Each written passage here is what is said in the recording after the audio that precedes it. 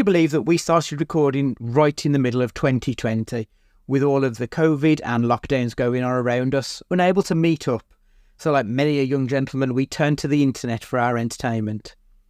Tried to find a place where we could meet up and talk about the good, the bad, and that time that Stu saw a pelican on the canal. In order to facilitate our dreams of answering all of the big questions in film, and after a few attempts at recording via other methods to various levels of success, we found Zencastr, a super easy web-based one-stop shop for recording. Log in and you're ready to record in a matter of seconds. It doesn't take a tech genius to get high quality audio or video. And on top of that, the one time we have had an issue, the fact that the multi-layered backups are stored locally means it's easily fixed all in browser. There are plenty of tools you need when you start podcasting, so let Zencastr take that headache away, as it offers a place to record, edit and distribute all from one website. Any lazy bones Jones can pick up and play and have studio quality audio or 4K video put out for the world to see when using Zencastr. Go to zencastr.com/pricing and use our code CAGEFIGHTING and you'll get 30% off your first month of any Zencastr paid plan. We want you to have the same easy experiences we do for all our podcasting and content needs. It's time to share your story. And now, hit the music.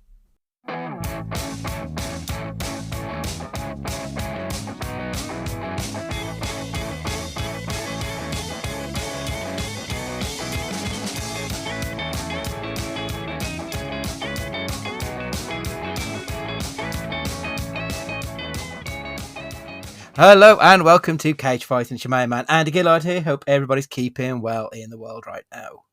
Hello everyone, holidays are obviously coming. The title of this, I presume, is a Dummies Guide too. And I was thinking, yes, Stu, by the way, obviously. Did you have the crash test Dummies car? Or was that a year too old for you? No, I didn't have it. My friends I know had it. But I remember there was a Game Boy game and a SNES game. I remember playing that, and I don't fully remember what it was even about, but I remember the game and the figures and stuff. Because I always assumed there was that song, which is the worst title of any song ever, by the Crash Test Dummies, and I remember at the time assuming it was the same thing, but apparently not.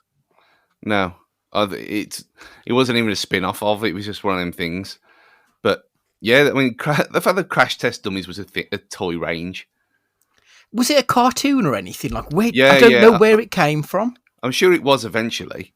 I remember there was definitely a cartoon of the Crash Test Dummies. I don't know which one came first though, if it was that or the toys. Yeah, definitely. I had the car, and because you could put two of the figures in there, and I loved it. I used to fucking smash it into everything, and it was like, you think that this was 30 odd years ago, when a car crumples down, parts fly off everywhere, and then it pops back together. That's the kind of thing you'd expect now, let alone then. Yeah, it is kind of ahead of its time. It did feel quite cool in retrospect. But I do feel like we had some good shit back in the day. Like, I kind of miss those old toys that don't seem to really exist anymore. It's all Pokemons and all that nonsense now, and I don't get it and I don't like it. Crash Test Dummies. So you could, huge Crash Test Dummies Tyco collection, vintage rare bundle job. It was the red car. That's the one I had. Okay, £90 on eBay for the car. Yeah, so there was a whole range of them. There's a blue one. There's a truck. Yeah, it was the red one, 1990 to 92. Jeez, was it really that long ago? Well, that's what I said. It's probably around 30, 35 years ago, and it actually is. Yeah, that's terrifying. Yeah, 'cause it crumpled, and the wheels popped off, and the doors and the roof and everything. Yeah. Yeah, this is niche for even us, but it is. But like, to be fair, after watching after watching the Toxic Avenger, I've been watching Toxic Crusaders and stuff, the animated series from back in the day, and I really want to get all of the original toys from that again now. So yeah, I feel like it's the nostalgia's kicking in strong at the minute, and I'd like to recoup all of the toys that I somehow lost over the years. Yeah, well, I've spent 40 quid today on shelves and corner shelves from Temu just to put this new this new huge batch of Lego has got to go somewhere. So I've kind of worked it out by size that the Rivendell set can go on there, but then that means that the Dune stuff and the X-wing, that's going to have to go on a wall, and then, but you don't want to be flush to a wall. I want to still be able to see it, so they need to buy deep shelves. So, and then you've got the ones over that side. You got the Marvel side of the room that's now going to have some moving the Quinjet and the Guardian ship and the other one that's soon to come. So they keep them on shelves as well. So the whole wall is just going to be shelves of fucking Lego. Yeah, like I remember as a kid, my great uncle, he used to have a train set in his loft, and I remember like he'd built the whole thing where you'd got like a little village and everything like that. And I fear that that's going to be you in your like middle age, not even old age, just your middle age, but it's going to be surrounded by Lego cities. I think that's fucking amazing. I love it. Yeah. It was always my dream to have a train set roof like that. I mean, I had my train set, my Hornby, was on the back of my Subbuteo pitch. It was mounted, permanently mounted to a massive piece of balsa wood. And so it kind of lived up against the wall. And so whichever mood I was in, like you get the Subbuteo pitch side most of the time, because it just went across the beds, so it was level. But equally, when it was train time, I did have a little box, and there was a station and some like cows and stuff. So this all existed, but you just had to kind of get it out and put it back in again, and it was like a pain in the arse. Yeah, that's always that's why I'd never really played with my Scale Extrix set, because getting it out and then fucking setting it up and then putting it away, it is a pain in the arse. Yeah, like good times though. Spending 9 hours making a Mario Kart Lego that's going to go and live in the corner of the room. That was perfect way to spend the week. Yeah, absolutely, definitely. Right, okay, first off, before we get into the podcast, just as a word of warning, we're having some technical difficulties with the internet tonight. I'm hoping that my ad at the beginning of this podcast talking about how good Zencaster is comes in clutch and helps us through, but if there are any issues, we will keep you updated on this one. As Stu has pointed out, this is going to be a Dummies guide to Nick Cage. Basically, I'm well aware that most people have probably seen Face Off and maybe National Treasure, and probably not a fat lot else of Nick Cage. So I was thinking that we could do 2 weeks worth if you watch one film a night, 14 films, and give you a crash course on things Nicolas Cage. So we will do 5 films to get you up and running. We'll do 2 films that's a deeper dive, that's a little bit more Cage. We will look at the archetypal characters that Nick Cage does. We've got 6 of those. And then the final film is going to be the one where we just put it all together. So at least this way you will know that Mandy is more than just a Barry Manilow song. This is a crash course in the Church of Cage. So I think we will start at the start. The first 5 films, the first one that I've put down, like we have a brief chat about this, we're not just doing it fly by night here, folks. I thought Valley Girl would probably be the best place to start. I don't think it's his strongest film. And I think you could make an argument that you don't necessarily need to see his first starring role. I do think this is probably the best place to start, though, because you do get that early Cage charm coming in quite thick and fast very early, that if you've seen National Treasure and Face Off only, you might not necessarily know that Cage was once a fresh-faced charmer. Yeah. And obviously my love for Valley Girl over the last 5 years has been quite obvious. Course, yeah. And weirdly, when we put these lists together, there's how many differences? There's three differences out of 13. The rest are exactly the same. So it's as and when that you can kind of get. We have turned into turned into the same person now. But yeah, so there's no switching between each other. Valley Girl is a great film. It's a lot of fun. It's aged remarkably well, even taking it as a period piece now, which is obviously what it is. But it is. I remember when we watched it, and it was like, yeah, this is. You can see he's a lot better than everyone else in this film, even though the film's good in its own right. He's streets ahead of everyone for someone who, at this point, we know that he did that really weird teen TV show, The Best of Us, or whatever it was called. Like that, if that's his only real acting, Valley Girl really shouldn't be anything. But the fact is, he was, like, it did revolve around him. I know he was very much the co-lead rather than just him. But I think that Matthew Broderick, I don't think, would have done this performance at this point. And I think it's a really good starting point to see, like, as we'll go on, we'll discuss the other performances that he puts in. But I just think this is a really good starting point for Cage. Normally, like, there's some actors I wouldn't say, like Tom Cruise, for example, I wouldn't say to start with his, I can't remember the name of his first film. I wouldn't say start there. I'd say start with something like Legend, like a little bit later on in his run. I think with Cage, I do think the first film is the best place to start. That's a good question, that is, actually. You haven't asked, but I'm just saying it as a question. Like with Will Smith, would you say, like, go and watch Fresh Prince and he's the same character? He's still Will Smith even then? I mean, yeah, it's... I get what you mean. It would be difficult to ignore the importance of Will Smith as Will Smith in The Fresh Prince.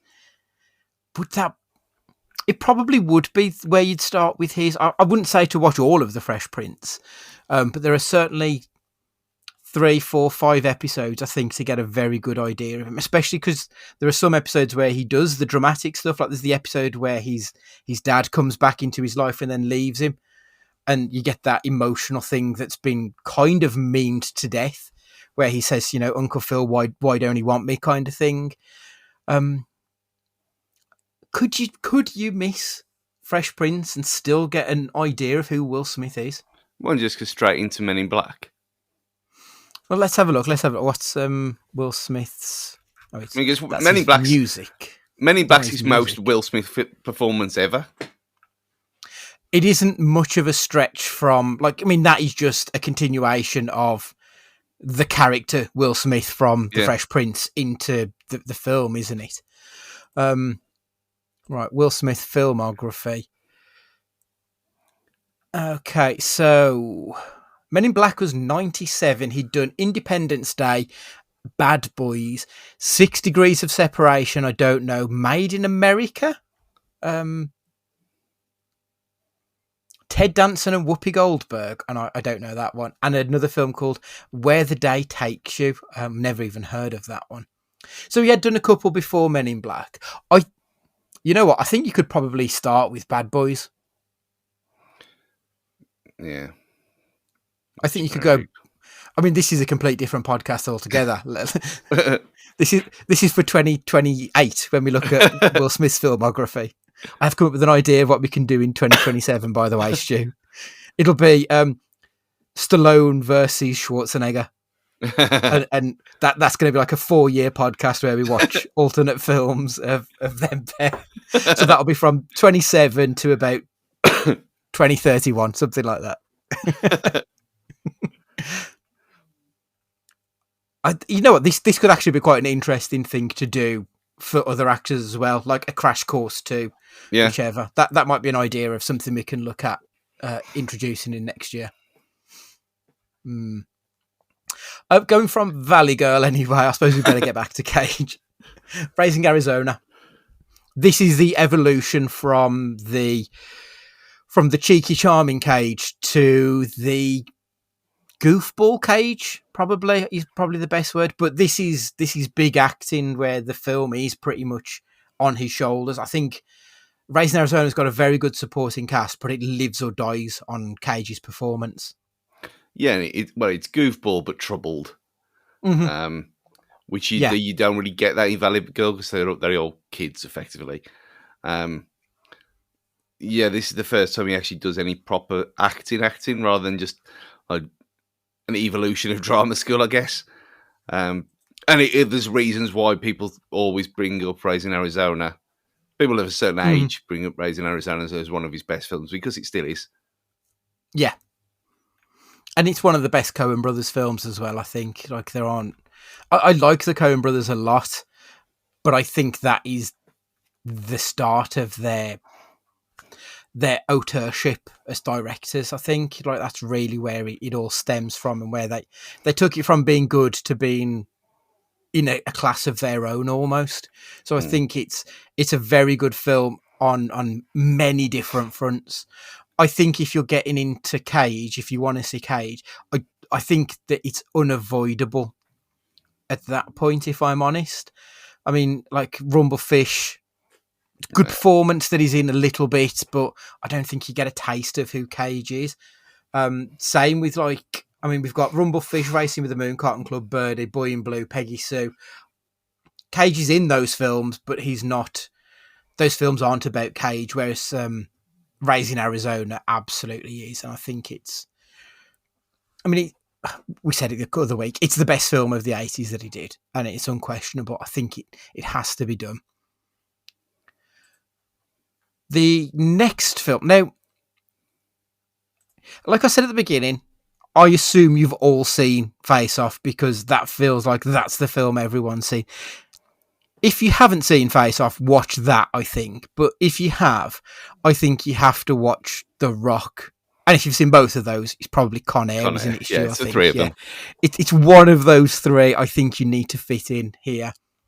Because this, for me, is probably when I really became aware of Nick Cage. I mean, that's probably an age thing as much as anything, because I'd have been mid-teens. But that run of The Rock, Con Air, and Face Off, there are very few actors who have hit the highs that those three films have done, both in like critically good films and sort of critically panned. I feel like all three of those films have got both sides of that coin. Yeah, and The Rock is the best of the three. In terms of, it's probably not the most, I mean, obviously Face Off's the most entertaining, but yeah, I agree. The Rock is the better film of the three of them. And it's almost like it's gone full circle and halfway around again with this. Like, you look at it and there's critics from the time who liked it, and then it was hated, and then it was liked again, and I don't really know why, because it's... I mean, I've seen it obviously a handful of times now, and it's always good. It's always good, and he's not just the only one in it being excellent either. Obviously, you've got Sean Connery, and yeah, absolutely. Who doesn't really... You think of a film with Sean Connery playing an old version of James Bond, which is what it is. You think he just steal the whole film, where he doesn't. And Nicolas Cage is better than him, which is amazing. Yeah. Because, like, I mean, don't get me wrong, we know that Cage at this point, he's done a lot of good, but, you know, a few great. But then he does smash it when he does Leaving Las Vegas, the film before this. So, like, we are aware now that Cage is very much at the start of the ascent. And I think this run of films here is what then sets him up really for the rest of his career, up until this point anyway. Like, the momentum that he gains off Las Vegas, The Rock, Con Air, Face Off, even City of Angels and Snake Eyes, they were big films at the time. They weren't necessarily the best received, but the momentum was going. We get a film with Martin Scorsese and Bringing Out the Dead. That mid to late 90s, it's invaluable to who Nick Cage is, both as an actor and as a persona, I think. Mm-hmm. Yeah. Yeah, I think persona is probably the right word, because he has... I mean, this is after the Wogan nonsense and all that kind of thing. and he said he's leaving. I mean, leaving Las Vegas is not. It's on a separate spoilers. It's on a separate section, but you don't need that to know what he's like. Yeah. The Rock, you kind of do. Yeah, I agree with that. I do. The next film is the first time that you and I have disagreed on what it would be in here. And like, I don't necessarily disagree with you. I can see why you would have picked the film you've picked, but I've gone with Kick-Ass, which I think is one of Nick Cage's best films where he's not the focus of the film. Mm-hmm. Like, he's a very good actor when he's just part of an ensemble, where he's in the background allowing other people to be the star, and he can just hold it all together. And I think Kick-Ass is like the film for that. So that was the reason that I put it in here as one of the films to get to know Cage, is just because it just shows that bow to his strings, that he doesn't have to be the man. He can be one of the men almost. And I think it's a really valuable talent when, like, you've got such big performances from Aaron Taylor-Johnson and Chloe Grace Moretz. So that was the reason I went for Kick-Ass. But Stu, obviously you had a different idea for this point. Yeah, I mean, I completely agree with what you just said. We should really have 6 in this. Yeah. For if we're going down reasons why they are here for a snapshot, because this is the only one where he's not the star. In Kick-Ass, he's not the star in it, and we talked about it with Ed last week, and like his daddy issue stuff. It's a role that he very rarely plays as well. But mine, I thought, we obviously know he's a good actor at this point, so we need something else that he can do that you wouldn't expect, and that was G-Force, because of his voice acting performance, which is outrageous. But in a good way, and that you believe this sneaky mole is a real thing, because it's not just reading off a script. You can imagine him in the booth, like we said over and over again, that he's probably going for it and throwing his arms around and doing the face and everything like that. Perfectly believable. And it's a great performance, voiceover wise, from someone who's not a pro at that. Mm-hmm. Yeah, like, he hasn't made a career out of voice acting, but I genuinely think he could have done, because I think all of his voice acting has been very good. Even when the film hasn't been stellar, he's always been, more than capable. So I don't disagree with you saying that we should put an animated or a voice role in there for him, because that is another, as I said, like, that's another string to his bow here, that it's something he's very good at, and it shouldn't be ignored. So, like, same as you said, I completely agree with what you're saying. I think either one of those would give you a very good idea of who Cage is, especially around that 2009, 2010, just before it goes to shit. The final film of the starting blocks that I think people need to see is Pig, because, like I say, you could sit there and you could watch a Trespass. You could watch what else have we got during this? Seeking Justice, or The Frozen Ground, Rage, Left. Like, you could watch some of these absolute dreck, and you'd get a sense of where Cage was during this period of time. But at the same time, I think if you're in the starting blocks, you want to see more of the good, if I'm honest. And just knowing that Cage went from doing G-Force or Kick-Ass, if you've watched either one of those two, just knowing the fact that pretty much for the next decade, he was struggling to find any real freedom in his artistic expression. Whereas Pig, there's a sense that you get with it, which is this coming full circle. And the character he plays is a character who was once celebrated, who's been through hard times. That's a little bit Nick Cagey, to be perfectly honest, at this point in his career.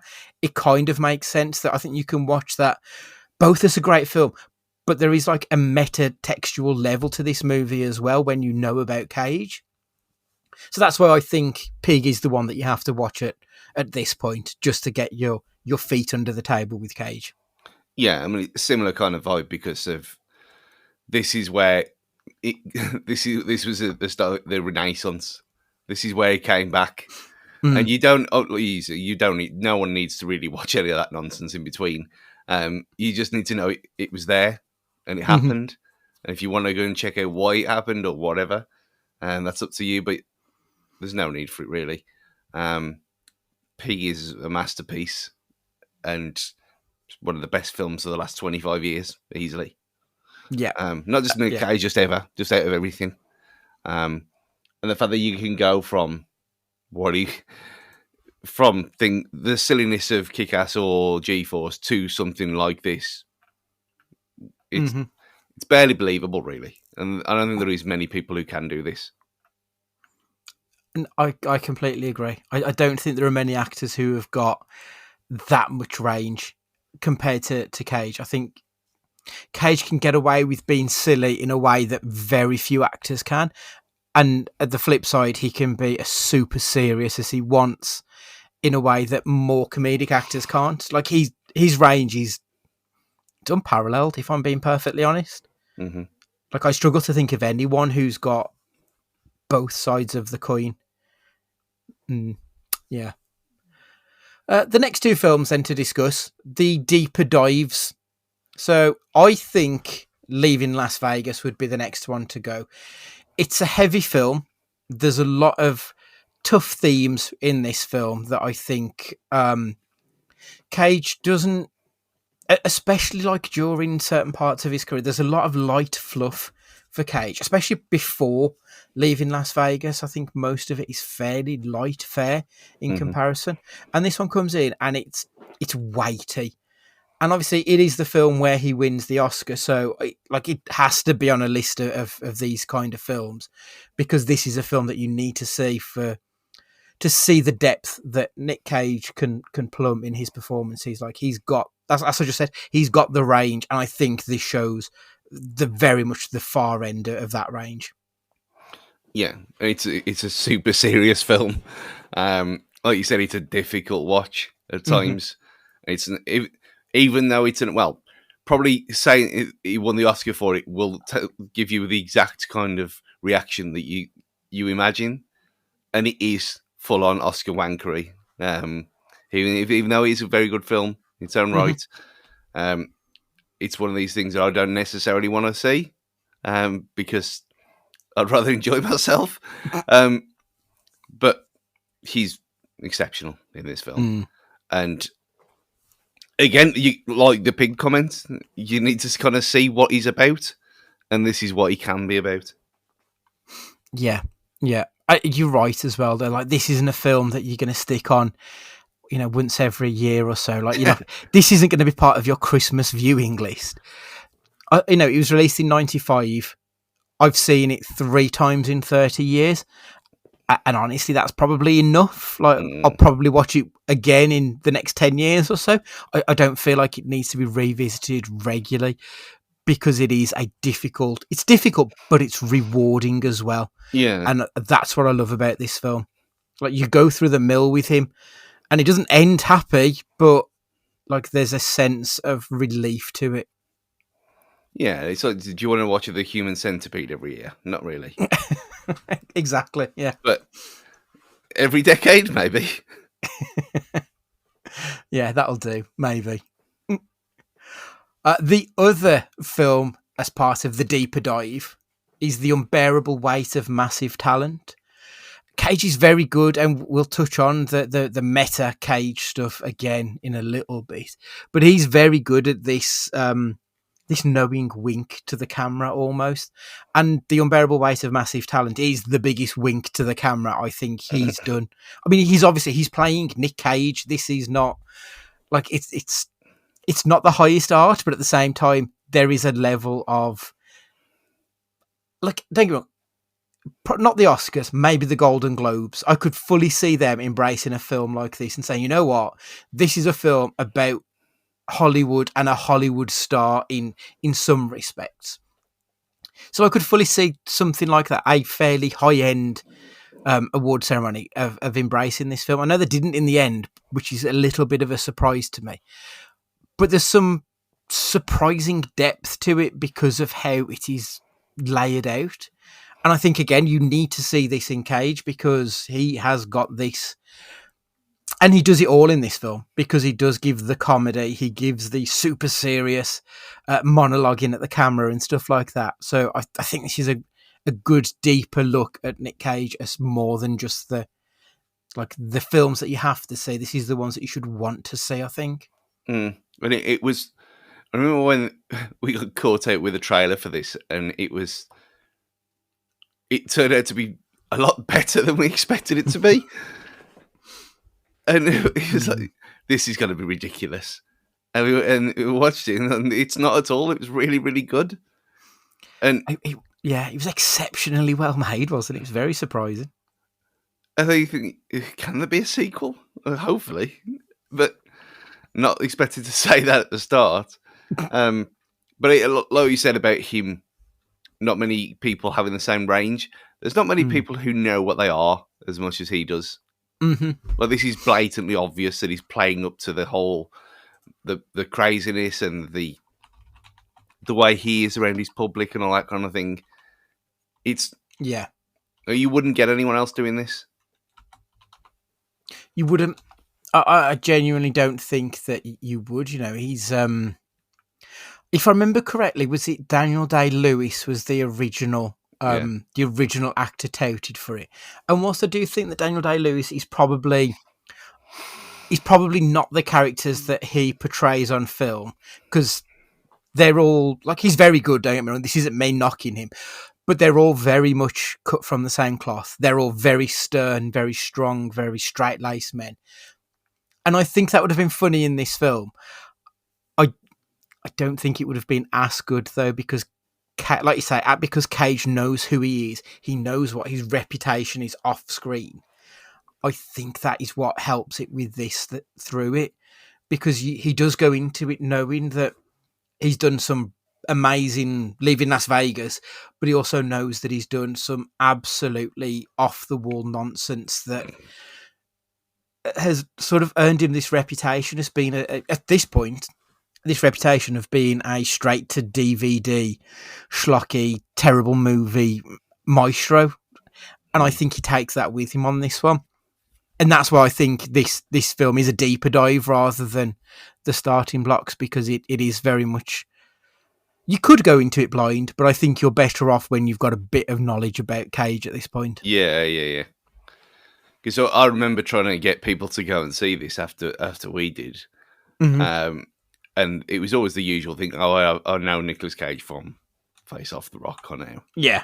I was saying, well, you're going to need a bit more. It's not like Marvel homework, but it is. You're not going to get the in jokes and stuff if you don't know it all. And I'm kind of glad it came out when it did, because we'd already got a couple of years worth of, 2 or 3 years worth of doing this at the time. Yeah. So I think if we hadn't been doing this and we just watched it because that's that guy who used to be big, I wouldn't have got as much out of it at all. No, you're right. I was thinking, that has Daniel Day-Lewis ever done anything funny? That's a good question. As far as I'm aware, I don't think he has. I haven't seen him do anything with any real humour to it. But that's not to say he has. Right. Let's have a look on IMDb. Daniel Day-Lewis. He's only got 30 credits to his name. That is quite impressive for a guy of his stature. His first film is Sunday Bloody Sunday. So fucking is. Probably fucking not. Gandhi. My Brother Jason. The Unbearable Lightness of Being, which I think, obviously, doing The Unbearable Lightness of Being, The Unbearable Weight of Massive Talent, I can see why he would have been like the natural star for it. But My Left Foot, I mean, that's a laugh riot, isn't it? The Last of the Mohicans, The Age of Innocence, The Crucible, Gangs of New York, There Will Be Blood, Lincoln, Phantom... No. No. He's got no comedy work in here. I mean, he sounds like Morrissey. Just without the racism. Yeah. Yeah. But then again, I mean, it might be. Just imagine him do like Meet the Fockers or something like that, just out of nowhere. It'd be amazing. I would love to see him just have a go at doing something absolutely off the wall, completely different to what we know him from. I mean, it's interesting because obviously he retired after Phantom Thread in 2017, but is it his son or his daughter? I know it's a child, but I can't remember. They've done this film, Anemone, I think it is. And he's come back for this, like it's his first role in 8 years. I haven't seen it with bastard Sean Bean, so like I kind of want to watch it just to see. But yeah, Ronan Day-Lewis, so I'm assuming that is his son. But yeah, he has made a return after 8 years, which is kind of surprising. Psychological drama, it's listed as, so no comedy there either. No. Where's Sean Bean? Are you he was doing the rounds and stuff, I presume because he was promoting this film. He looks a bit odd. And not in a bad way, but probably because he hasn't had any work done, because he's from Sheffield. But he just, like, you don't expect it, and he just looks different. I don't quite know what it is. I don't know that I've seen him on anything. He was on this morning a couple of weeks ago. He looked weird, like his eyes are sunken. I'm just looking on the Google machine. He's just looking older, isn't he? Because don't forget, Stu, we're used to seeing him fully make-upped up and on screen properly, not as just normal Sean Bean. Do you think when he was in that series Time a few years ago, yeah, he doesn't look like he looks completely different now than he did then. I mean, in fairness, he's 66 years old. Like, he's no spring chicken, is he? And he ain't going to look like Sharp forever, I suppose. So I always say this, like, it's like, for me, Bowie is always going to be Aladdin Sane. Like, there's people, Bob Dylan, he's always going to be like 23 with that big afro that he had.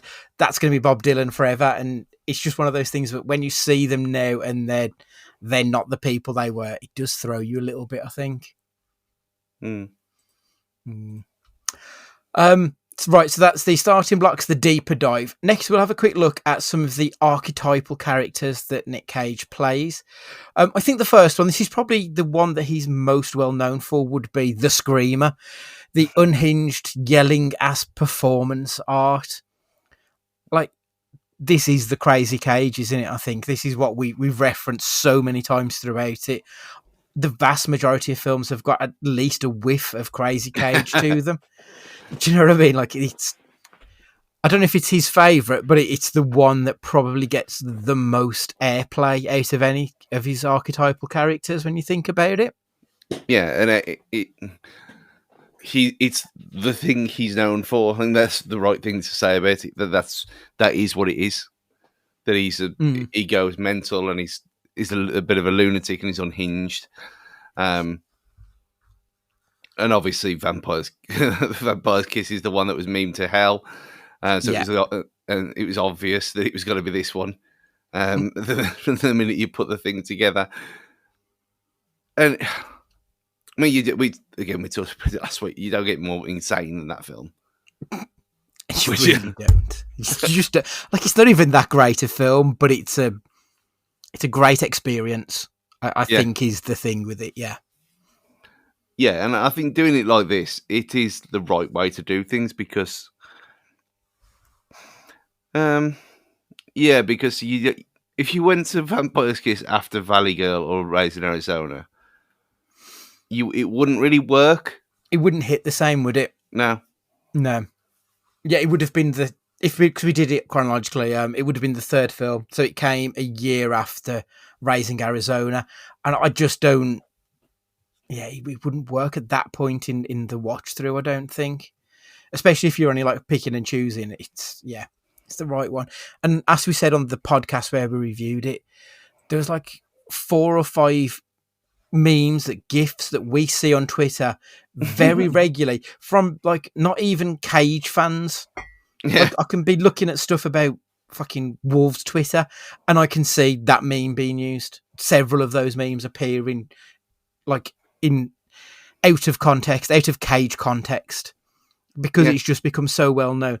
And I wouldn't be surprised if half the people hadn't even seen Vampire's Kiss. It's just that they know these memes. That's how far and wide they've gone.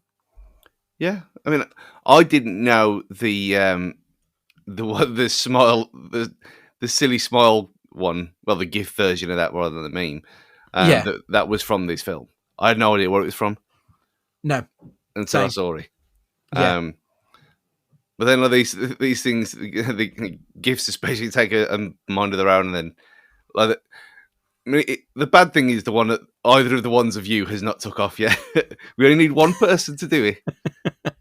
I'm just trying to like keep them under wraps, if I'm perfectly honest, Stu. The next archetype of Cage would be the Stoic Weirdo. The quiet, intense, emotionally devastating. Like, I mean, we've already mentioned Pig, which I think would be another one of this category. Leaving Las Vegas, probably. Like, I mean, I know he plays this alcoholic who is the premise is that he's going to go and drink himself to death. Like, that's another one where he's dealing out life lessons whilst being someone who just wants to end it all. I think Joe is probably the one for this, though. In light of obviously having mentioned the other two already, but I feel like Joe is this really. It's this film where he gives this really powerful, understated performance that came out of nowhere, to be perfectly honest. Especially as we've mentioned, it came during the dark time. This is 2013. It's probably a film that didn't deserve the performance that it was given. Or rather, it came at a time that it wasn't deserving of it. Because we were off the back of Trespass and Ghost Rider, Stolen.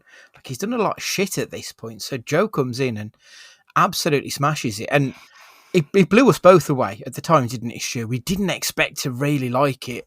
And it was just amazing. Yeah, and the fact that it's still, even for the Cageophiles out there, especially in Twitterverse, no one talks about Joe ever. Like, ever. Like, it seems like there's about 20 people who've ever seen it.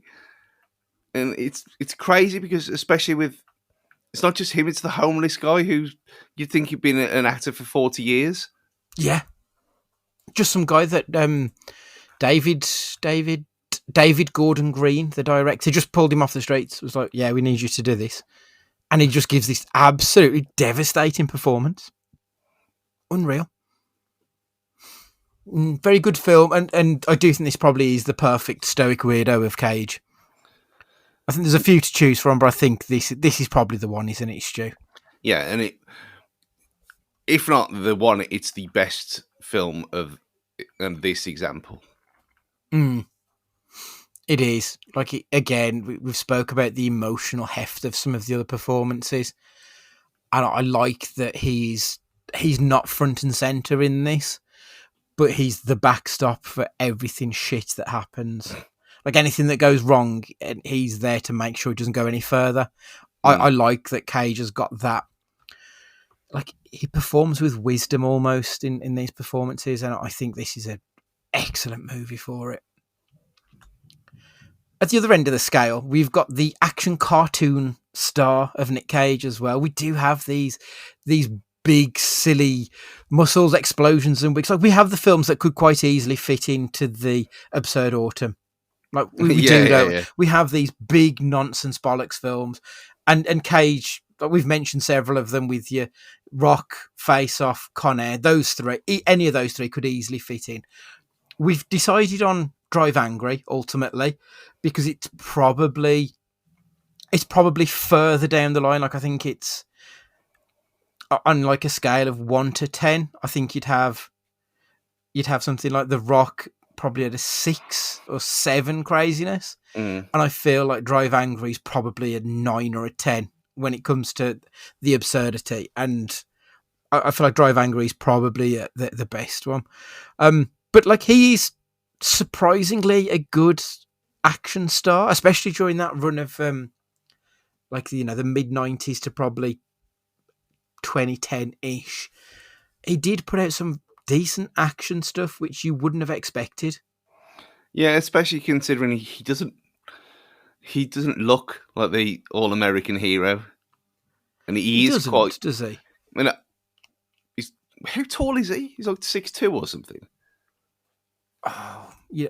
Let's have a Google. I wouldn't have. Well, I would have guessed it probably around 6-ish, because like he doesn't strike me as a beefcake of a man. Whenever you see him in anything, do you? Nicolas Cage height. And he's obviously not built like Arnie. 183, so he's 6 foot. Yeah. So he's not obvious. He's more Bruce Willis than them two, in terms of 80s action stars. But yeah, it works for him. I mean, Ghost Rider could have been in this, but obviously that's shit. Well, both of them are to some extent. Yeah. And Drive Angry in 3D. He's actually really good in 3D as well. And therefore, I bought the Blu-ray to watch it properly. And I'm glad I did. I've got 2 copies of it as well because I bought the wrong one. I quite like William Fichtner in that film as well. I think he gives it a decent performance. There's something about Fichtner where he's very good as the devil. To be perfectly honest, he's got that look about him where he's quite sinister looking, I think. Yeah, it's the smile. Yeah, I think it is. The next archetype of Cage would be the meta Cage. So this is the Cage playing Cage, or Cage playing not Cage playing Cage. It's the almost inceptionization of Nicolas Cage. Again, like I've already mentioned Unbearable Weight and to some extent Pig, but the one is its adaptation, isn't it? That's the film. Again, it's this film that folds in on itself halfway through. I love one of my favourite things about adaptations, Stu. There's the line where Kaufman is struggling to write the script because he says, I don't want it to devolve into gun running and drug smuggling. And then it does. And then it does. And I thought that is such a clever meta joke that doesn't pay off until like an hour and a half later in the film. I think that is so clever. Like, it's the type of thing, and I think this is true of a lot of meta stuff, is that it doesn't always necessarily pay off on the first viewing. And I feel like that this one is one of those films. And obviously it's another one. It's a sort of Hollywood on Hollywood type of film because it's about a screenwriter struggling to write the screenplay of the book he's adapting that is actually going to end up being the film that they're making now. It's very clever. But yeah, I do. I really like adaptation. It's film students' wet dream, this film. And it's one of the most entree films of the bunch. Yeah. Let's be honest. We know this, yeah. Yeah, I had zero interest in watching this at the time. I was like, oh, God, really? But like a lot of these things, I was thinking about this the other day. Like 6-7 years ago, would I have voluntarily gone to watch Springsteen on my own on a Friday night? And I think the answer would probably be very 99% no. Just because, I mean, the fact that I had to go and have a pint after because it was so depressing. Yeah, excellent. Give everyone Oscars for it all. I would not have watched that kind of thing. But from the minute we saw the trailer, I was like, yeah, all in. And that's what adaptation's like. Like, yeah, it's obviously it's not depressing, but it's a film that you'd never expect like the late 20s, early 30s me to watch and enjoy, and yet here we are now, and I love it. I love that film. It's great. Yeah, I completely agree. It's the kind of film I almost want to sit there wearing a scarf thrown over my shoulder and an espresso watching it. Like, I feel like I need to be in a proper, almost like a Parisian cafe kind of mood to get through it, because it scratches that itch for me. You've got a beret, haven't you? I don't have a beret. No. I've got a bag full of hats here next to me. There is no beret. I've got several deerstalker caps, beanies. I've got a lot, but I do not own a beret yet. I'm never getting a beret. I mean, I've even got one of those fucking. Oh, what's his name? You know, the guy with the raccoon tail hat. Like Ash bought me one when he went over to. I think it was when he went to Texas, if I remember correctly. So, like, I have a lot of hats, in fairness, but Ash, get him a beret. Berets just seem to be the biggest cunt signifier imaginable. Like, I'm never wearing a beret. If you wear a beret and go to a coffee shop in tweed, I don't even think I've got my tweed jacket anymore. To be fair, like I think it was falling apart. I don't think I have. Maybe I need to invest in a new one. Springsteen. Before we move on, Stu. I felt it was a little bit undercooked. I said to you at the time, like, it's a good film. I feel like this isn't going to spoil anything for anyone, but obviously it's a film that is about mental health. Ultimately, that is the storyline is that Springsteen is struggling mentally to let go and accept that he's going to be the biggest thing in the world. And I think he ultimately becomes depressed. I don't know that the story earns that depression turn. But that film has really stuck with me, and I don't fully know why. I'm really surprised because I feel like if I'd have seen anything else, I would potentially have just thought it was fine. But I ended up really enjoying it. Maybe it was the performances in it that I just thought were outstanding. I thought all of them. Odessa Young as the love interest was fantastic. She was brilliant. Obviously, Jeremy Allen White he's always good anyway, but that rage, that intensity and obsessive compulsion and like how he just couldn't let anything go. I thought it was great. And obviously, you've got Mark Maron. I thought was liked his little bit in it. You've got Paul Walterhauser.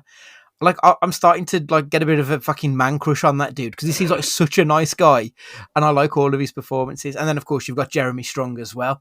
Like everything, all the performances, I think really carried a film that I don't think the script was quite there, but I thought the performances were just fantastic. Yeah, I mean that's pretty much what I said to you at the time. That I know what you meant. Like, there's something not there. Like, yeah, it's probably like on an 8 as a film, but performances is a 10. Like not even a doubt. And I think it's only 2 hours long as well. He could have probably done with being. I mean, thankfully not because yeah. But like another 15 minutes because he does get when he's with his old schoolmate sister and like he seems happy and he's with the girl and everything, and then it kind of goes from there. He does seem to drop off a cliff. I mean, maybe that's the point. Maybe that's what they're trying to say. Like, yeah, you can be the happiest person in the world, and then you just something snaps and you get depressed. Maybe that's what they're trying to say. Like that excellent Norwich tweet from the last year. Yes, yeah, that was good point. I kind of feel like I wanted 10, 15 minutes more somewhere in the second act just to flesh it out a little bit. I think. But I would still recommend people go and see it nonetheless because, as you said, performances, 10 out of 10. The next archetype, that would be the cuddly Cage. This is the times when Cage is just plain lovable. He might be out of his depth, but damn it, we love him anyway. This is like the second of the 3 where we've disagreed on what we would put.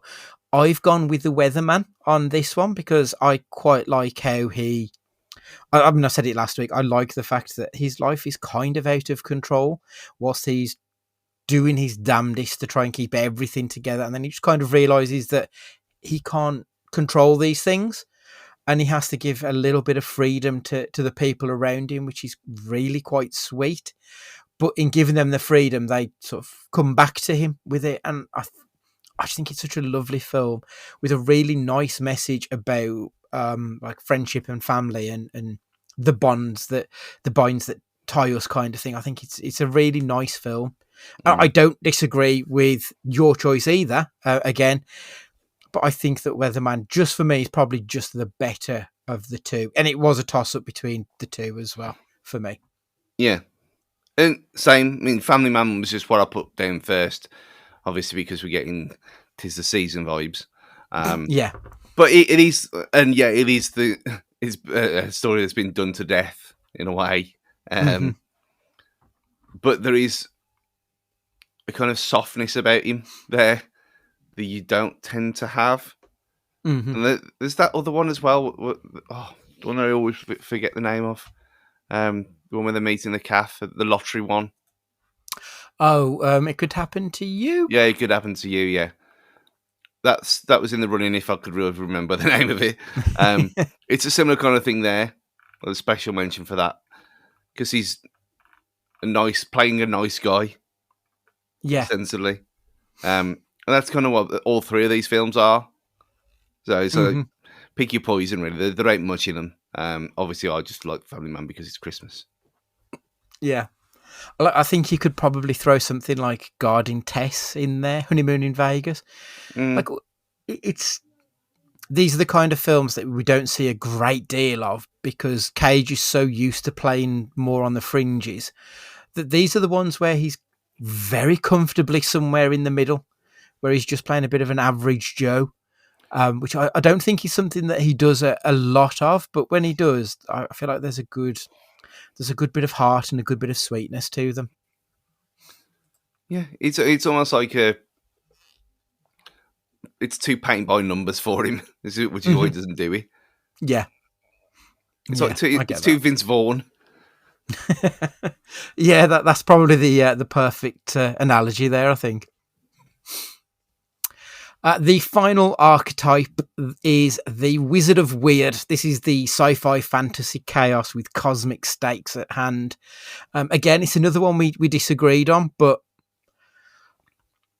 well, I'll get to your choice because there's a reason why I didn't pick yours, but I've gone with Colour Out of Space because I think that was the first film that we watched that felt like it was big and explosive and wild and just kind of, again, we went in with very low expectations and was just absolutely astounded by it. And I think outside of Cage's performances, you get the visuals and everything to it, but Cage's performance is kind of wonderfully unhinged in this one because he starts off as a normal man and then, like as I said like the other week, he becomes more and more Trumpian, where he kind of starts to lose his mind and the world's going to end and everything's big and explosive, and it's a very good performance. And it's another one where he's got a bit of dad energy on the go because it's him trying to keep his wife, who has been mutated along with her son and their other kid, like they're trying to keep it all together, and he's just losing his marbles.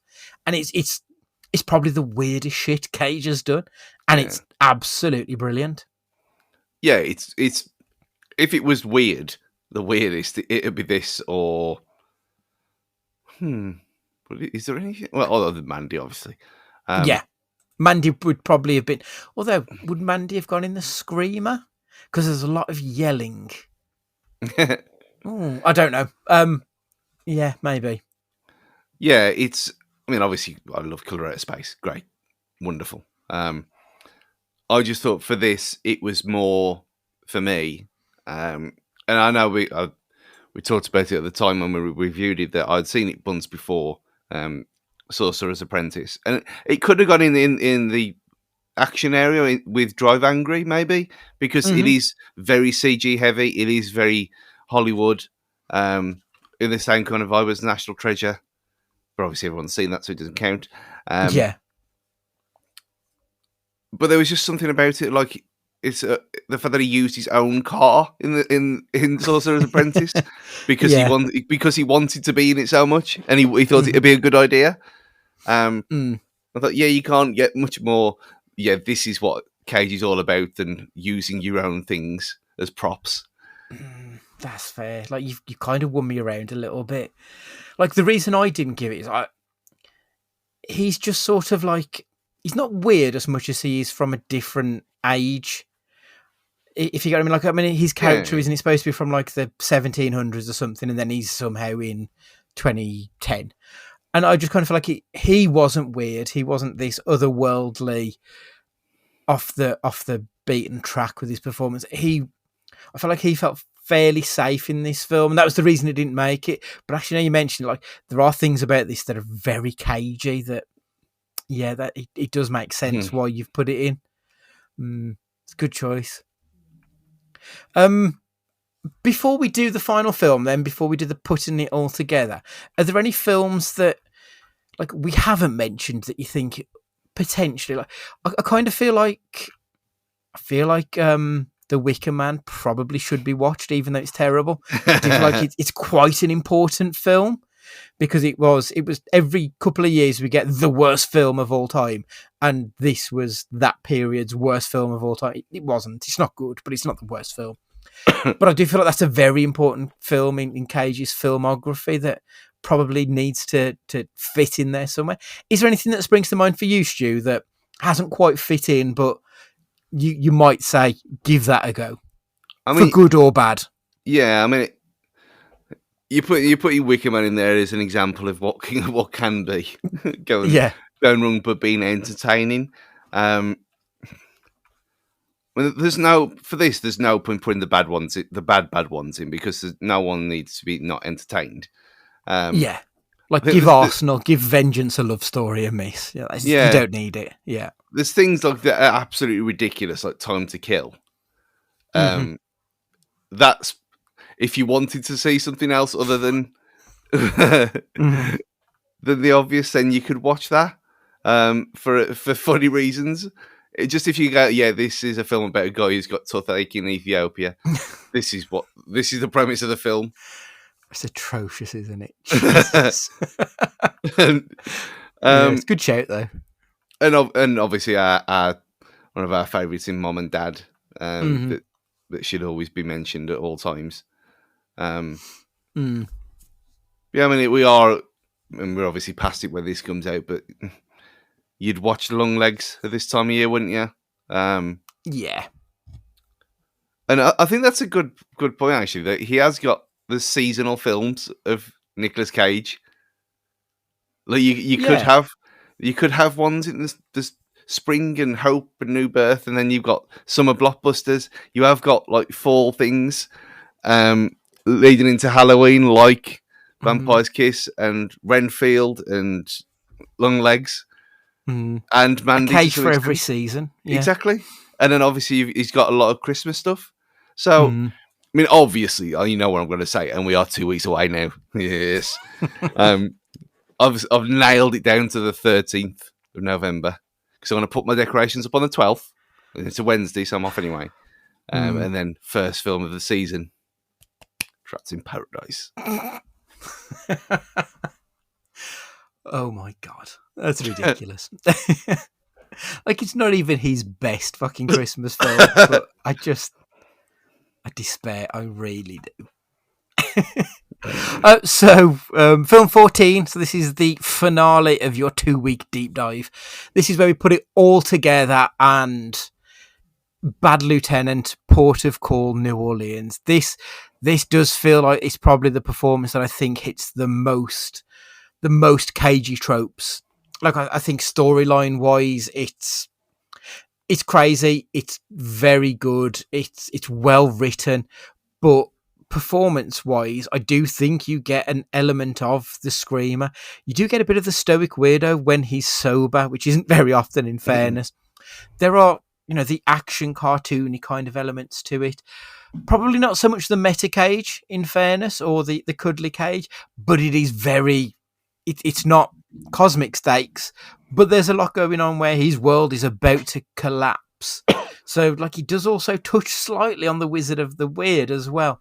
This, for me, is probably this is, like I said, this is the putting it all together. This is Cage giving us a taste of everything. It's a taster menu of Nick Cage, this film is.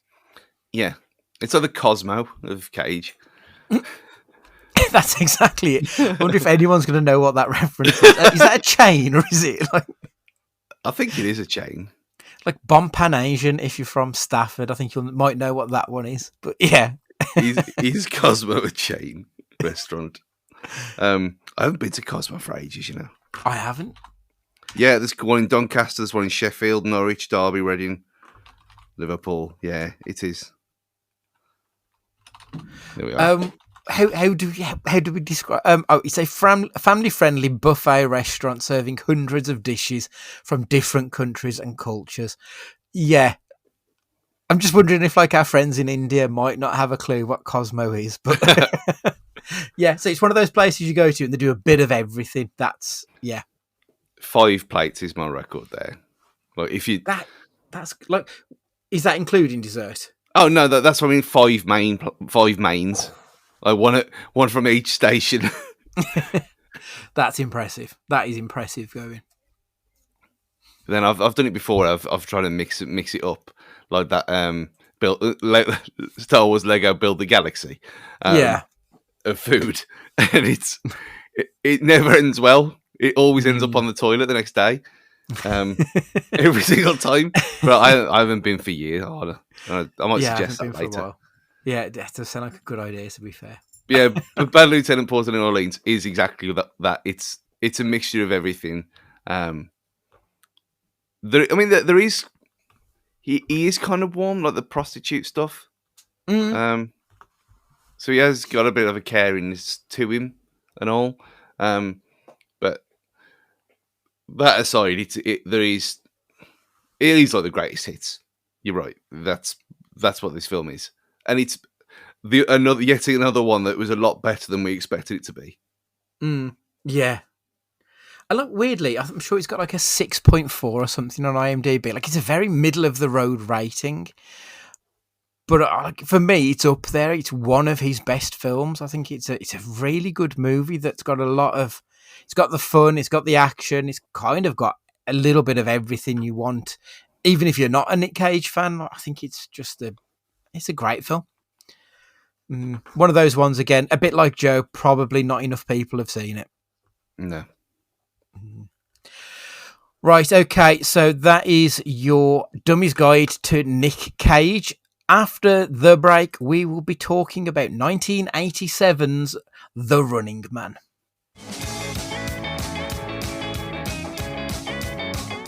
Welcome back. Thanks for joining us for the last part. Stu coughs as I'm talking there. Stu, The Running Man, 1987, a dystopian action film where Arnold Schwarzenegger plays a wrongfully accused man forced to fight for his life on a deadly game show. A satirical blend of sci-fi, ultra-violence and media critique that has since become a cult classic. Outside of Terminator, this probably would be the first film maybe Twins. Twins or Running Man would probably be my first my first Arnie film, thinking about it, other than Terminator. Where do you fit with the Schwarzenegger? One of the Kindergarten Cop. I don't actually know. That's a strange question. I've got a feeling I watched this after Total Recall. Total Recall would have been one of them that I watched way too young, and this was probably later. I didn't watch Running Man till a lot, maybe even like end of secondary school. I don't know why. It's just one of them things. I mean, I'm shocked how relevant it is, and obviously we'll get to that. But yeah, it was never one that was massively in my Arnie armory, so to speak. Yeah, there was Total Recall. There was a lot of other things. Commando was talked about before. I love Commando so much. So it's so shit, yet so brilliant at the same time. Then Predator as well. So it was never one of my top 5. So I've only probably watched it a handful of times ever. But yeah, this was a lot of fun. it is a wonderful film, and like you say, it is surprising how prescient it kind of feels. Really, I remember enjoying it a lot, but obviously, I mean, I probably haven't seen it for the best part of 15 years at this point. It's been a good long while. I'm sure I was still at uni the last time I saw it, actually, thinking about it. But it does feel like it feels as relevant today as it must have done back then. And I suppose that is probably why when this podcast goes out on the Friday after this podcast, we're getting another version of The Running Man. From what I can tell, the Edgar Wright Glenn Powell version is going to be closer to the books than it is than this was. Because as far as I'm aware, in the books, Ben...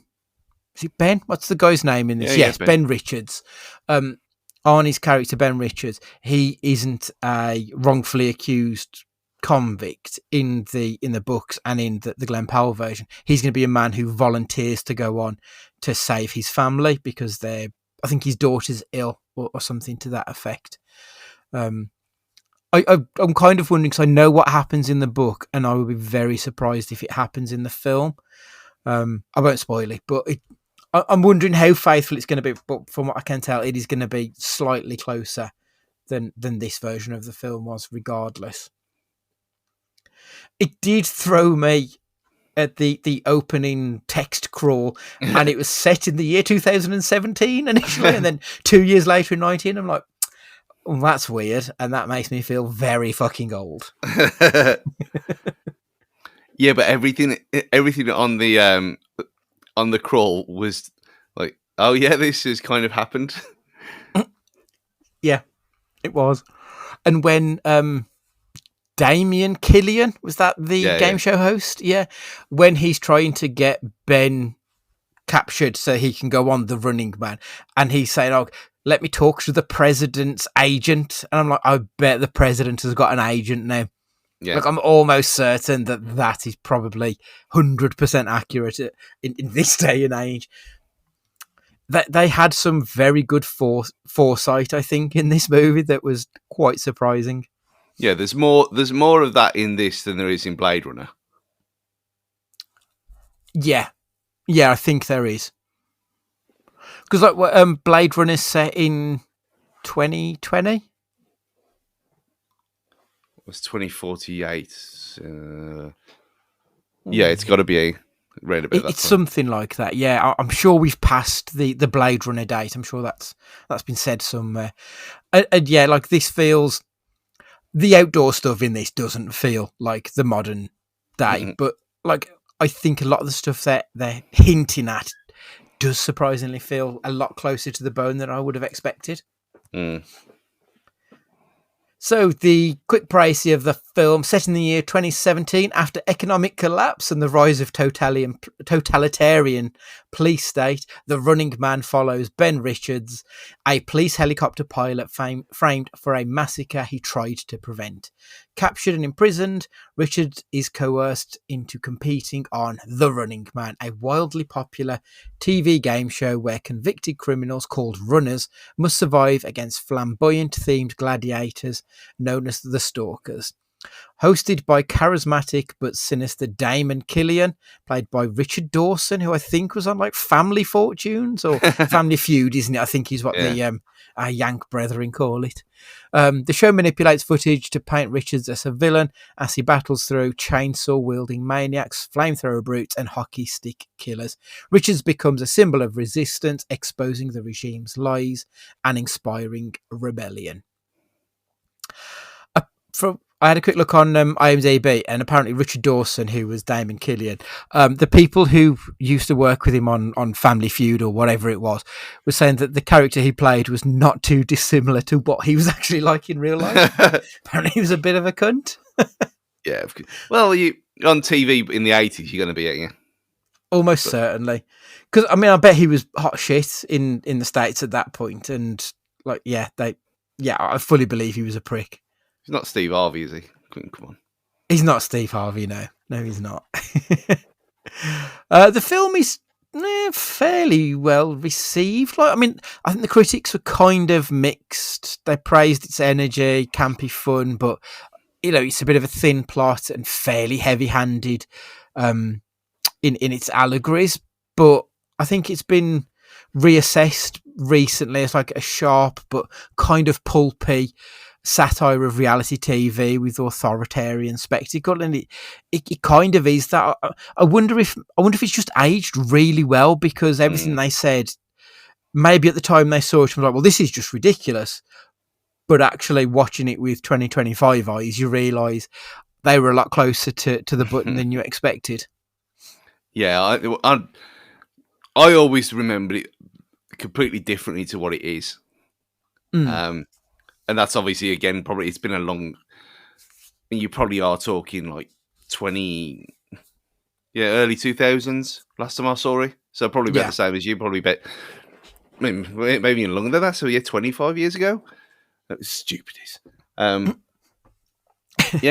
early 2000s, I guess, because it was one of them classic films you watch after you've been to the match, and then a kebab, and then you put something stupid on, like this Ultimate Force or something. And so we could do a whole podcast on Ultimate Force. That'd be great. But yeah, it was a lot of the stuff back then. I mean, what were you at Big Brother 2000? You think, okay, these people are humiliating themselves, but they're not to the death. We're probably about 10 years away from that actually happening. Yeah, true. And I think as well, like, it feels like cinema has kind of embraced some of the stuff from this as well. 'Cause I feel like you can draw a direct line from The Running Man through Battle Royale to the Hunger Games. Like, I feel like we've seen not remakes, not direct remakes, but we've seen reimaginings of this story quite a few times. Like, it's weird how actually, if you look at the Hunger Games, and it's basically a reality TV show, and she's the lead of the resistance, that's The Running Man. Which is why a bit bizarre. Yeah, which is why I've never watched it. So I thought this, as soon as the premise came to me, I was told about the Hunger Games, I went, well, that's obviously a young adult version of Running Man, isn't it? It's going to be shit. I've never seen a second of them. Not one. I know people could say I'm missing out, maybe. But yeah, you are right. That is exactly what it is. And is there a one before this? What did the Running Man take from it, other than its own named book? Because I don't think of any before this that had done it like in this kind of... I mean, obviously we had RoboCop with its vision of the future being pretty shit, and the spin-off TV, the TV show in that, and the satirical adverts and things. But other than that again, scarily close to reality. There wasn't anything like that before this that I can think of. No, same. Like, it does feel like it's quite unique. Obviously, it's from the brainchild of Richard Bachman, aka Stephen King. When the director, I don't know if he was the writer or the director or producer, bought the book, they were confused why it was so expensive, because it was from Richard Bachman. Who the fuck's Richard Bachman? And it turns out that obviously Richard Bachman is the Plum de Noom, is that the word? I can't remember. He's the pen. That's the one. It's the pen name of Stephen King. So it was the stuff that King wrote that wasn't like outright horror. He went under the name Bachman. Apparently, though, it leaked before the book was released. So I think one of the first things that he wanted to see if he was a good writer, or if he was just getting by on the fact that he's Stephen King. So he was going to use this Richard Bachman, but then it leaked that Richard Bachman was Stephen King, so he never got to find out if it was him or his work that was what was doing well at that point in his career. I kind of think that's quite a cool thing to do, and like, what a risk for someone of that size to try and do something like that. Yeah. So anyway, we will be reviewing this film based upon the Kaboom quotient. This is how gloriously over the top the action is. They'll get points for explosions, impractical weapons, and improbable stunts. It's the effectiveness of the effects. The plot pretzel is how twisted, nonsensical, or hilariously convoluted the story is. Is there a message to the madness? Is there a deeper meaning behind all this? Is there any satire, allegory, or accidental profundity? The ham and cheese charter, this is the acting scale, how hammy, how cheesy, we need to know. And then, of course, the what the fuck factor. This is the absurdity factor. This is basically everything put together. How much did we enjoy it? How silly was it? How great was it? We'll start with the plot pretzel. The critics, when they said that it is kind of a thin plot, it's probably not too far from the button. Like, it is just pretty much survive on a game show. Like, there's not really a lot there, I don't think. And I think a lot of the layers have come in the years since it, that we've now able to add it up with, like the media manipulation, the government conspiracy, and the resistance and all that stuff. I feel like that probably holds more weight as it's gone on, that potentially didn't hit the same back in 1987. Yeah, I had it as a 5 because it is. Yeah. Man framed, man goes to clear his name. That's basically what it is. Yeah, all the other stuff's more in meaning, so we'll get to that when we get to it. But the plot's very thin. It's very. I know we've literally just said, yeah, there's nothing like this beforehand. But even saying that, you are talking with revisionist eyes. So yes. For the case of what these silly films are, this is the weakest plot so far, maybe. I mean, I suppose when you think about it, I've given it a 6 because I think it's a little bit inventive for 1987 to have a game show about killing convicts. Like, I think that must be quite an inventive thing. Obviously, being 3 or 4 at the time, I can't really speak to it, but I don't think the Krypton factor was people being chased to be murdered. So, like, I've given it a 6. I've gone like a little bit more positive than you, but for the absurdity factor, it probably is the weakest of the bunch. That's not to say I didn't enjoy it, because I really did. Yeah. But when compared to others, like, I feel like even Jim Carter, the premise of we need to go to another country to set up a satellite, and the only way we can do it is by doing gymnast ninjutsu. Like, that's weird. And I don't think the weirdness really sort of comes through in this particular element to it. No. Is it Richard Burke, the Krypton factor? I think it was. He was the 999 bloke, wasn't he? Yeah. Was it Richard Burke? To Google. I need to know. I used to love Krypton factor. I always wanted to go on it. Or is that the guy who played RoboCop in the RoboCop 3? It's something Burke, isn't it? The Krypton factor. Oh, that is. Look, between this and Cosmo, our friends in India are going to be very confused. Gordon Burns did it from 77 to 95. Penny Smith in 95. Ross King did Young Krypton. Don't know what that is. And then Ben Shepherd did it in 2009 to 10. So it was Gordon Burns. I don't. So Richard Burke is the guy who played RoboCop 3. He has to be. Right, okay. So Richard Burke. Joan Cusack's husband. He was in Uncanny X-Men. He was in Doctor Who, The Forgotten Doctor. I don't. That's not the same one. That can't be the same one. Just put RoboCop 3. RoboCop 3. Robert John Burke. Close enough. You were close. Right, so who was the host of 999 then? 999 Gordon, TV. It was that guy. I'm sure it was the same guy. Definitely was. Michael Burke. But Burke was spelled differently. It was spelled Buerk. Yeah. Burke rather than Burke. Okay. Are they brothers? No. No, because the other one, Yeah. Gordon, no, the other Burke is Burke. Yeah. Yeah, Gordon, the wrong way around. Gordon Burns. Krypton factor. Oh, it's outstanding TV. I gave it a 6, sorry, for the plot pretzel. You gave it a 5. Right. Yeah. Kaboom Quotient. I kind of liked this. I liked there were some decent explosions in it.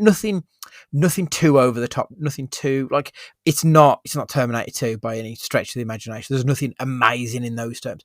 But like the prison breakout, the head explosion in that part, the pyrotechnics for the stalker entrances, it all added to this like the game show element of it, which is obviously the point of this one. We got some decent impractical weapons. You get the chainsaw, the hockey stick, the flamethrower jetpack. I like the fact that all of the bad guys in this, all of the stalkers, are basically wrestlers. Obviously, being a wrestling fan, this felt very much up my street. Yeah, I liked this. Schwarzenegger, I like the very end stunt as well. Probably the best stunt of it is where Schwarzenegger throws the the host when he throws him down the chute and just goes flying out through the what you call it, the poster of him outside. Like there's some big silly bollocks going on in this film that feels very 80s and very much what we want in this. I've gone with an 8. I've given this a decent score. It's I think that's very 80s is exactly the summary, because when you say 80s action, this is exactly what you imagine. Mm-hmm. Over the top, yeah. Looks a little bit shit, but it's good at the same time. The ridiculous costumes, but yeah, like they did a thing on Corridor Crew not too long ago about the head explosion at the start and how it was done, because of how the guy is clearly running away and obviously it can't be rotoscoped out. Yeah.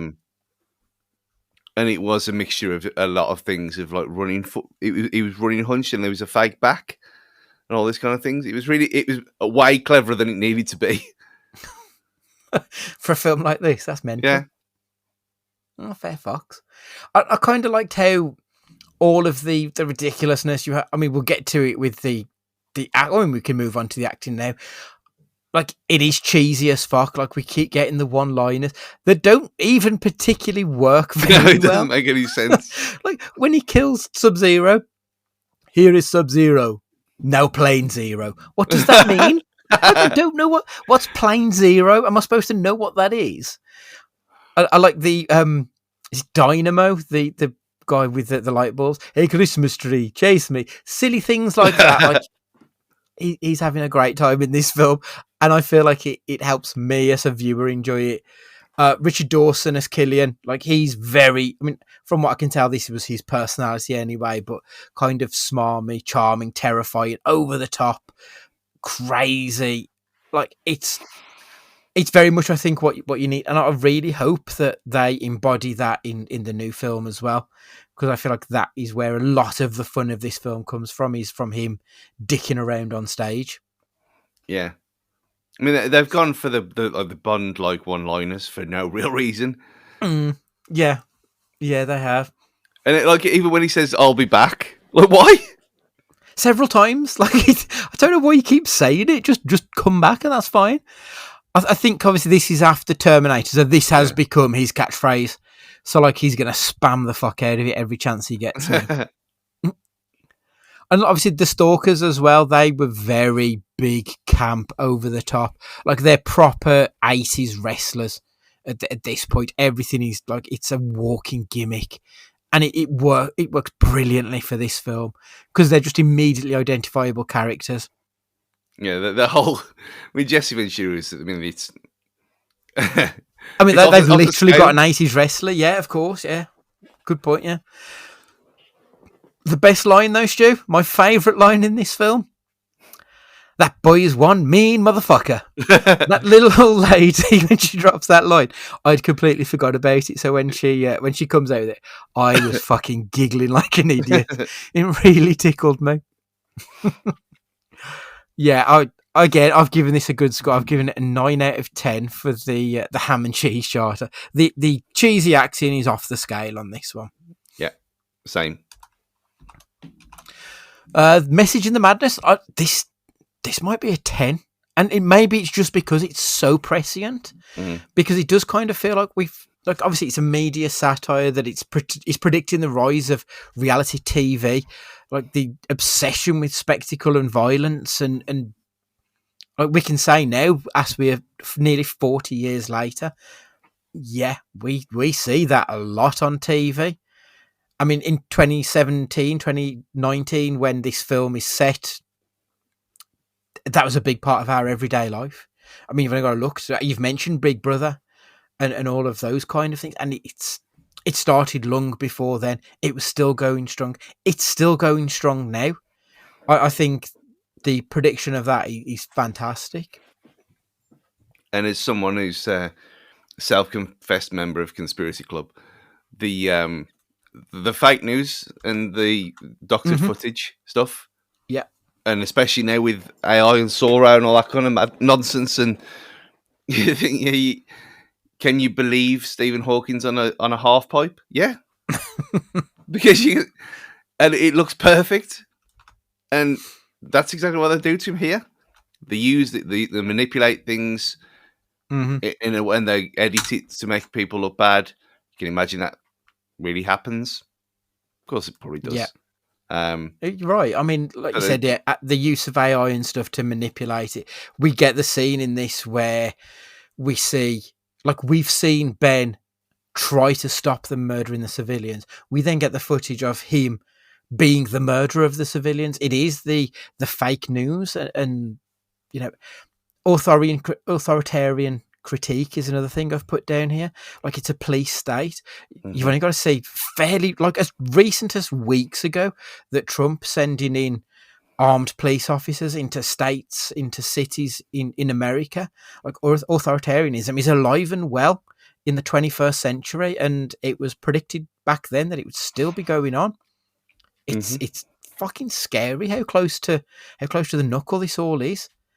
Yeah, and you've got the whole thing about how how they use deep fakes before deep fakes are a real thing over to make him look killed. It's mad. It is absolutely crazy. 10 out of 10.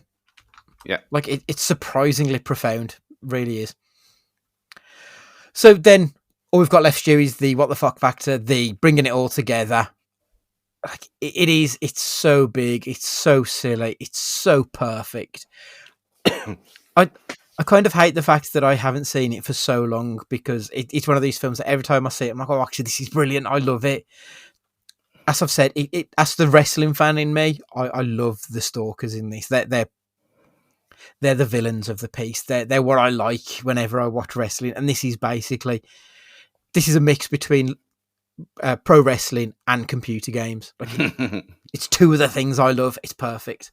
I kind of want a video game of it, because I think I could imagine them doing it in a God of War style video game, and it would be perfect. Yeah, and you'd only have to put a bit of Twisted Metal in there as well. Yeah, absolutely. It's like, I think in terms of the overall what the fuck, it's a strong score again for me. I'm giving it a 9. I think it's really good. Yeah, I went similar kind of area. I'll give it an 8. Just because it's not absolutely insane. It's maybe because it is now so real, and it kind of takes away the insanity a bit for me. But that is literally the only reason for all that. I love it anyway. It's silly nonsense action film from the 80s, yet it predicted the future, which is scary. I mean, I've gone with a 9 because I gave Big Trouble in Little China a 9, and for me, I feel like it's on a par. Like, there's not a lot I can. Like, I enjoyed both of them for different reasons. Yeah, but I feel like that's the only reason I've gone with a 9. But like, yeah, I think that's entirely fair. Right, okay, so let's add up the scores. So we've got 16, 11, 20, 18, and 17. And that's an 82 as well. So that has got the same score as Big Trouble in Little China. Yeah, that's about...